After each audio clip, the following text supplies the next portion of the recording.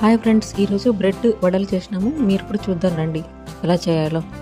మేము 4 ప్లేట్స్ తీసుకున్నాము. సైడ్స్కి ఇట్లా కట్ చేసేసుకోవాలి. కట్ చేసుకుంటే పొడి చేసుకోవడానికి బాగా వస్తుందన్నమాట. ఈ స్లైసెస్ ఇట్లా చిన్న చేత్తోనే పౌడర్ మాదిరి తీసేసుకున్నాము.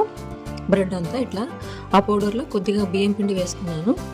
4 బ్రెడ్ స్లైసెస్కి నేను ఒక 3 స్పూన్ల బియ్యం పిండి వేసుకున్నాను.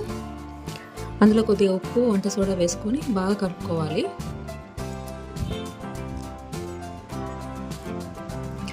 తర్వాత అందులో ఉల్లిగడ్డలు, పచ్చిమిరపకాయలు, కొత్తిమీర, కొద్దిగా అల్లం తరుగు కూడా వేసుకోవచ్చు. సన్నగా తరుక్కోవాలి. ఆ 3 కలిపి కొద్దిగా వాటర్ పోస్తూ కలుపుకోవాలి. ఎక్కువ వాటర్ పోసేయకూడదు, ఎందుకంటే మళ్ళీ పిండి మెత్తగా అయిపోతుంది కాబట్టి.